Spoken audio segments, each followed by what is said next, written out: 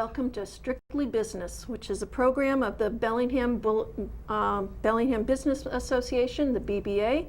And the BBA is a nonprofit organization that supports local business and gives back to the community. My name is Marjorie Holman, and I'm your host for today. I'm a longtime Bellingham resident and freelance writer and personal historian. I've written for the Bellingham Bulletin for a long time and a lot of other places. And as a personal historian, I help you turn those family stories that you share around your kitchen table into books, written stories in a book form that you can be proud to share with your family and friends. I start that process by listening to stories, and we have some really good stories today. Today's guests are Lisa Giffen of Thrifty Consignment Shop and Pam Johnson of the Bellingham Bulletin. Welcome, Lisa and Pam. Thank you for being on this segment of Strictly Business. Why don't we get started? And the first question is, tell us about your background, how you got into your business, and what you love about it. Pam, you want to go first? I can do that. First of all, thank you, Marjorie, for inviting me here. I think probably some people may have already heard this story. I've had my face here a few times, but some of us haven't. Tell it to us again. How I got started was I was a correspondent for the Milford Daily News, covering events and things around the town of Bellingham, and I kept hearing the same thing over and over again. They only put Bellingham in the paper when it's something bad. If there's a murder, it's on page 1. They don't put the good stuff in the paper. And I heard that enough times where I thought, you know, it seems like there's a niche here that needs to be filled. And so I started the Bellingham Bulletin, and we call it the good newspaper. And what do you love about doing it? Well, a lot of things. A lot of things.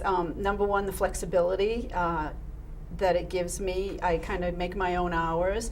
There's probably a really bad 7 to 10 days right after our deadline, but then the rest of the month there's a lot of flexibility, so I like that. I like having contact with everyone in the community, either directly or indirectly. Sometimes I don't know who a person is, but I recognize the name, and it's fun when you're out and about and you put together a face with a name. I like that too. And it also allows me to use my skills that I enjoy the most, writing, designing ads, putting the whole thing together.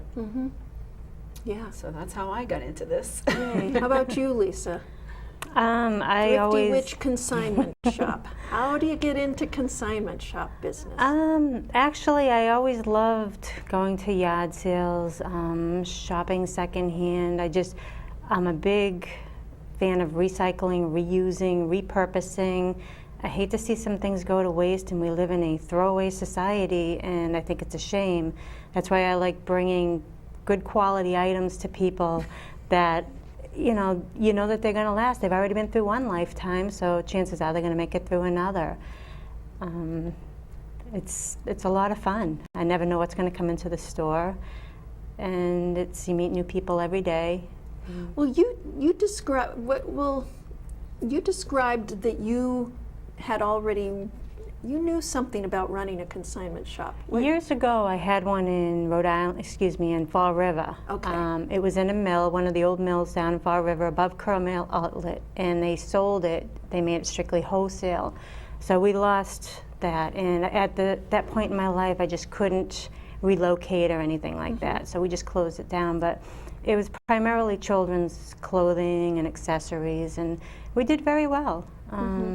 But there again, we lost the space, and so I had children, and I had a couple more children, and so a few years ago, the timing was right, and the plaza that I'm in now, he started refurbishing it, and it's very close to my home. So now this is good timing. Down in South Bellingham near Charlie's Tire. Yes, it's the Bellingham Marketplace. Okay, Bellingham Marketplace on 126. Yes.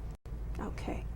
Tell me about the sorts of things that you all do, and don't presume that everybody knows what you do. What sort of services do you all offer to your customers? Sure. I'll take this one.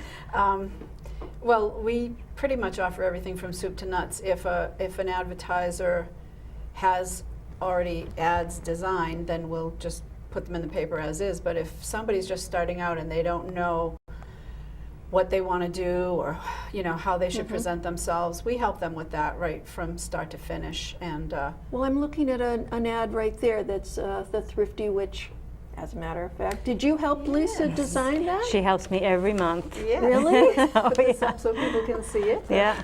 The Bellingham Bulletin and Thrifty Witch right there on the front page. Okay. Basically, she designs my ads every month. I kind of tell her what ideas I want, some of the text, and she does a great job. So you don't have to be graphically knowledgeable. I don't. The only times is if, like when we won the Reader's Choice, I would send her the logos and things like that. And then my daughter made a new witch, so we changed that from the old witch that I was originally using. So, Okay. yeah, and she fits everything in and looks great. It's cool because, well, in a year and a half we'll be celebrating our 20th anniversary. Wow. Yes. Wow. And so over the years I've developed some really, really precious relationships with my advertisers. And so a lot of them, I just know what they want every month. And we have that kind of relationship where they just trust me to do it. And some of the newer people, it takes a little while to, get in tune with what they're looking for, but eventually we do, and we try to keep everybody happy. And for the most part, that works. You also do, not just for advertisers, but things like when the town warrant comes in, the town uses you.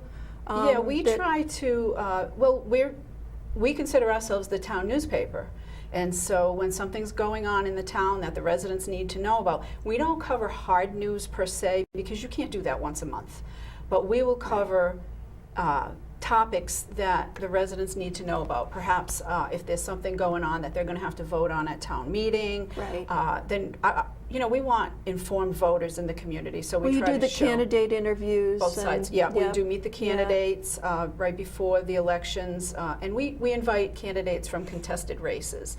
Obviously, if somebody's running unopposed, then we kind of don't focus on that as much as we do contested races, so that when people go to the polls, they have an idea of who they're voting for. It's not just a name that they might have seen around town, but actually the person and what that person stands for. Right. So it's a service. It's absolutely a service to the community. It is, and another thing that we did this time, which I want to show everybody, is this big blue page here.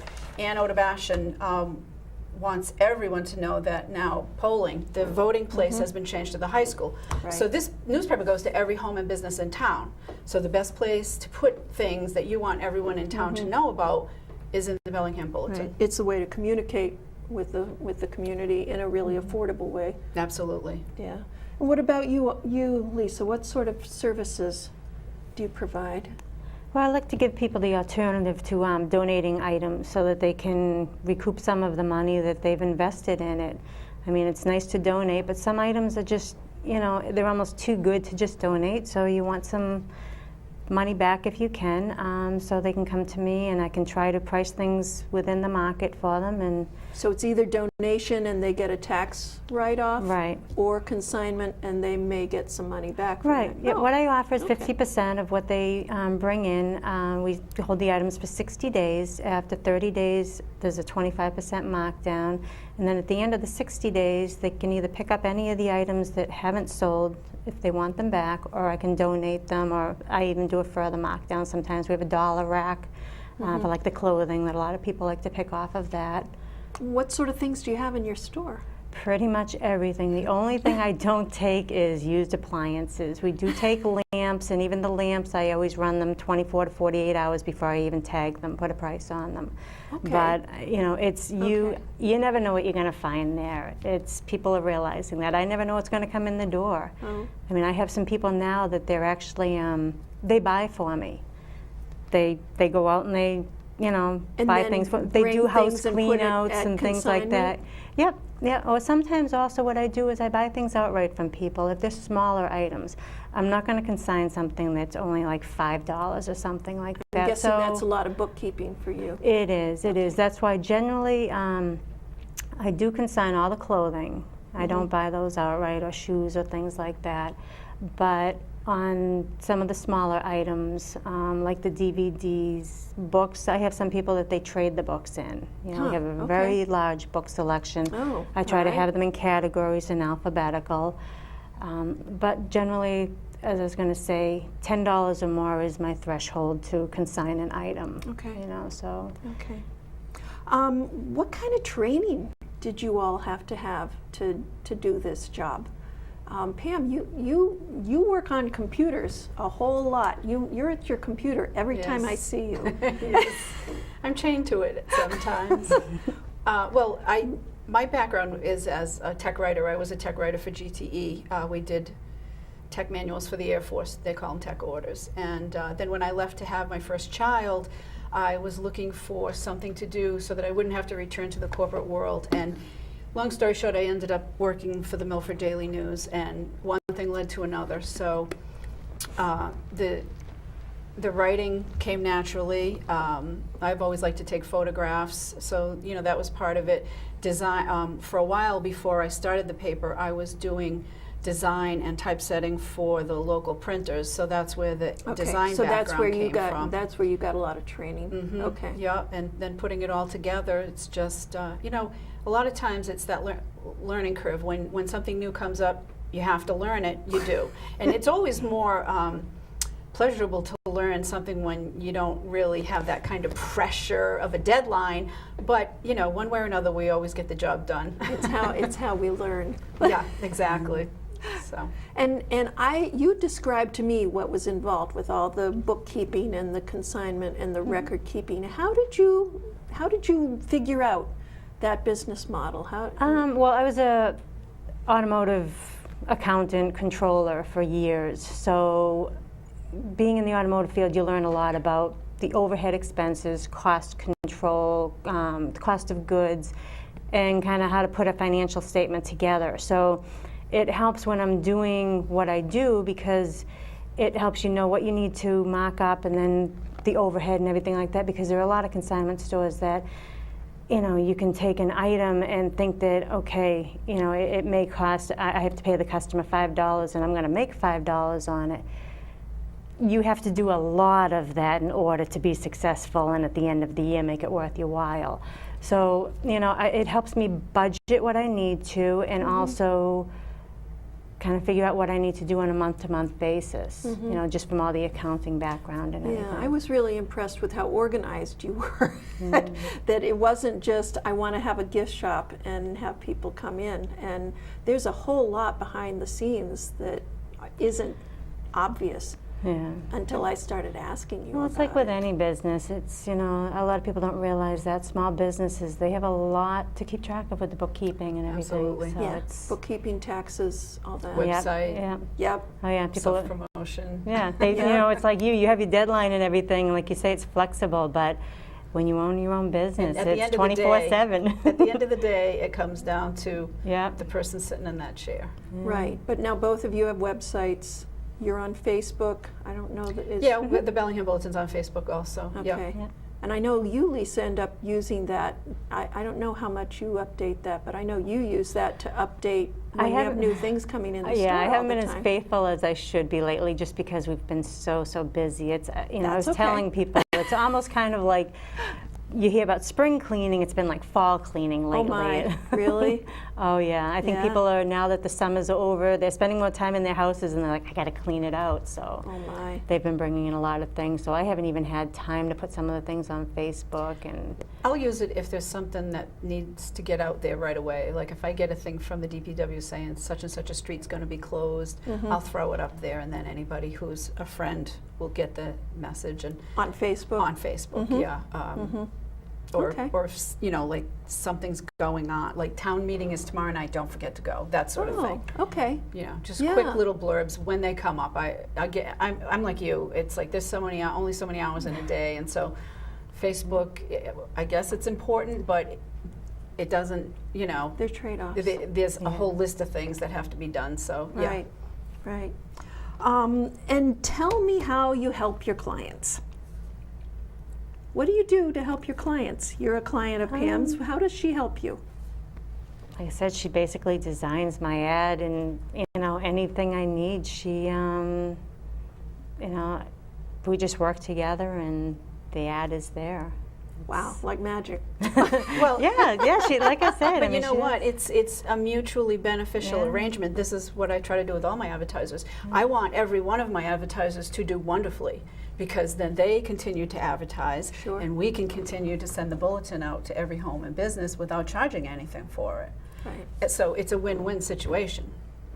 Yeah, I mean, she helps basically promote the business. It's like, I love being on the front page now with the new format. It's great. You know, you go into Citizens Bank, the library, and there's the store, and it really has helped out too, I Really? think. Yeah, the past couple of months. You've seen a and difference people, in sales? people mention that they saw me. You know. Yay. I love hearing that. Oh, yeah, I'm sure you do. Well, that has been my best method of advertising, really, besides word of mouth. I mean, Okay. I've been with Pam since I opened my doors, I think. Pretty you know, much. Cindy contacted me, or I contacted Cindy, and I lived in Bellingham for 18 years, and that's a paper that we've always had in our house, and we keep it for the whole month because we use the calendar, and you don't always read it right away when it comes in, but it's always there. And anybody, we have some new people moving into the plaza, some new people have moved in, and they've asked me about what we use for advertising, and I always point them in your direction. Thank you. Yay. I appreciate that. Yay. Now, the bulletin isn't just for Bellingham residents. You put in things that are more than just specifically Bellingham. Yeah, what we try to do is include information that is of interest to the residents of Bellingham.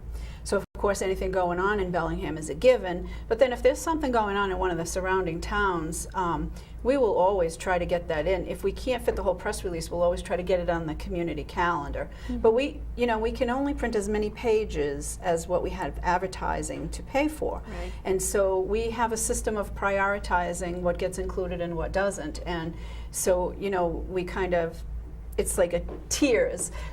Anything Tell us about that. anything that's directly Bellingham, a dated item, like for the September issue, any event in Bellingham in September is going to be in there.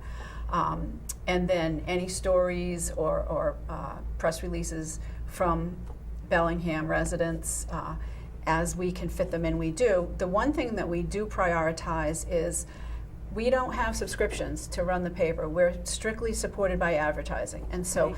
if my friend Lisa calls me and says, we're having our, what anniversary?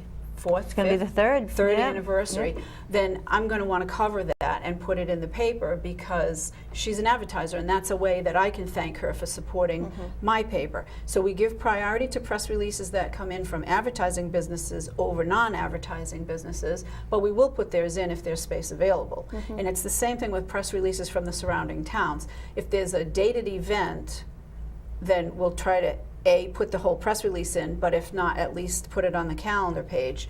And that, again, is in order of how much space there is. And Right. that's kind of how we sift through everything. And it's really nice if people tell you about it sooner than the day before it's going to happen, or that day. Oh, if they want us to cover something. Yeah, because as you know, Marjorie, it's a pretty much of a shoestring operation. And, it boils down to just a few people that are available to cover events. And so one other thing that I would like to mention is any groups or schools or businesses that are having events going on that they want to publicize, you can contact me and we'll always try to get somebody there to cover it. However, I always tell people, as a backup, in case we don't have somebody, take some pictures. Oh, yeah. Send us a press release. All you need to tell us is who, what, when, where, why, and a contact name and number. It's as simple as that, and we'll always try to accommodate. Oh, yeah. Yeah, because there's only so many resources. Exactly. So, what opportunities do you see happening with the financial landscape, with the difficult financial situation the whole country's been in? What opportunities have you found for either of your businesses? How have you managed? You're both still in business. Yeah. Go ahead, you go. Well, I think it helps me out. It's making people smarter shoppers. I find a lot of people are starting to support the local businesses. They're tired of some of the big corporate moves that people have lost their jobs. And so they see a lot of the people that the unemployment benefits have run out. There's no place to go but to open up a small business or work for a small business, and so people are getting back into that basic. And then also with my consignment business, it helps out if people need some money. It's, you know, it can be sad in some ways too, because with the foreclosures and the people losing their houses, you know, that kind of drives That's some people. not how you want to pick up your inventory for your It store. really isn't, but there again, it can be an opportunity for some of the younger kids, and then so that they're not taking a total loss on their things too, that they are getting some money back on their furniture or so forth. Especially right now, it's a great opportunity for some of the kids that are going back to college and they have their apartments. They're buying some of the smaller furniture. And what about you, Pam? You changed the format on your paper. Yes. You know, we were looking at a price increase, and I really didn't want to do that because I know. I mean, I have the same bills and problems and issues that every other small business has, and I really didn't want to raise the rates, and so I started looking around, and I found a new printer, and I found a new format, and I decided to go with this for a couple of reasons. The shorter, it's not a 17-inch tab anymore, it's shorter, so it's easier to handle. People take it on the train. When There's no below the fold. Exactly, there's no below the fold.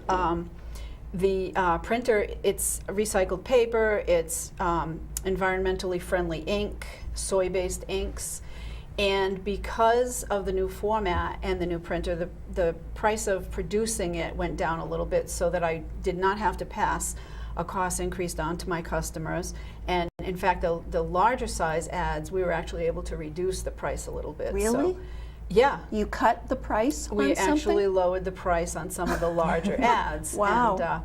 And it, you know, it's working out okay. You know, we cater more to the small business because the large corporations aren't really interested in hometown newspapers. You know, it's like talking apples and oranges. They just don't get it. You know, that everybody reads it, that it stays in the home for a month. I can say that, but they just don't get it. Yeah.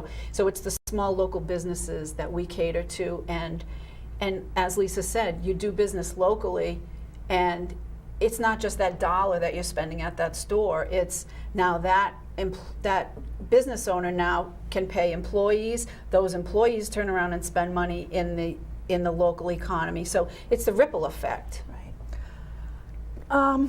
Last question before we, well, let's see. Yeah, basically the last question. Tell us something about your business that our viewers might be surprised about. I really don't know what to say except that come into the store, see what we have. There's surprises every day? There are, because like I said, I never know what's going to come into the store. I mean, I can still remember it was Thanksgiving afternoon, somebody calling me up and asking me if I had any big bowls. It was somebody right down the street. They had gone over somebody's house, they were making stuffing, and they didn't have a big bowl in the house, so they came to the store and... You were open on Thanksgiving? Well, it was Like Thanksgiving Eve. Oh, yeah. Okay. Yeah. And Oh, then how just other funny. things. One lady, she was making, I mean, a lot of people don't do the real cigars anymore, so she was doing the chocolate cigars, and she came into the store looking for cigar boxes, and she found cigar boxes. Oh, no kidding. So it's just, Yeah. you never know what you're going to find there, and that's Yeah. what's fun. I mean, we did really good at Christmas time because a lot of people were buying gifts from the heart. They were buying things that they had remembered seeing in their grandmother's house, and they would buy it for their sister or their aunt, and you know, so it's kind of, you know. And what about you, Pam? What's surprising about what would be something that the viewers might find surprising or that they might not realize about your paper? Well, I think by now everybody realizes the whole bit about being advertiser supported. I think a lot of people are surprised when they realize that I do the whole thing. You're it. Yeah, myself. Basically it. I mean, we have Lynn Ulsh, who covers the school committee and selectmen's meetings, and Ken Hamway covers the sports, and you do the personal interest stories. But the hub is me, and Is Florence still doing the proofreading? Florence is the editor and proofreader, yes. And that's it. That's what we have for a staff, and we manage to pull it off every month. But people are surprised when they realize that that's how we're doing it. We never even get to see each other. This was really special for me. I get to Yeah. spend a half hour with Pam in person. Everyone's a satellite. I know. Oh, golly. Last question, I didn't get to ask you, Lisa, where did the Thrifty Witch name come from? Basically, it was a sign that I purchased at a craft store. It's me and Brian used to have a lot of Halloween parties for the soccer and basketball teams because he was a coach for years. And I came across it. We had been planning on opening up a consignment shop someday, and it said Thrifty Witch Consignment Shop, secondhand hats, brooms, and more. And I thought, what a perfect name for a store. It's catchy. People remember it. You know, so. Okay. So you took advantage of what you found at a shop. Yeah, it was fitting. I liked it. Yeah. All right. What's the best way for our viewers to contact you if they have further questions? Well, let's see. We can be contacted through our website, bellinghambulletin.com. There's a contact us button, or if they want to submit press releases, they can do all that stuff through the website. Or you can give us a call, 508-883-3252, or just, grab me if you see me out anywhere in public. And what about you, Lisa? Give me a call, 508-876-2720. I see people everywhere too. I mean, I go to yard sales and I leave my cards, and I don't like yard sale leftovers, but if they have some items further on down the road, they can sure give me a call. Okay, well, with the time remaining, I want to remind our viewers that this is the September issue of the Strictly Business Show, and the BBA Golf Tournament is coming up Monday, September 10th, with a 3:30 shotgun start at New England Country Club, and donations, raffle prizes, and sponsorships are still welcome.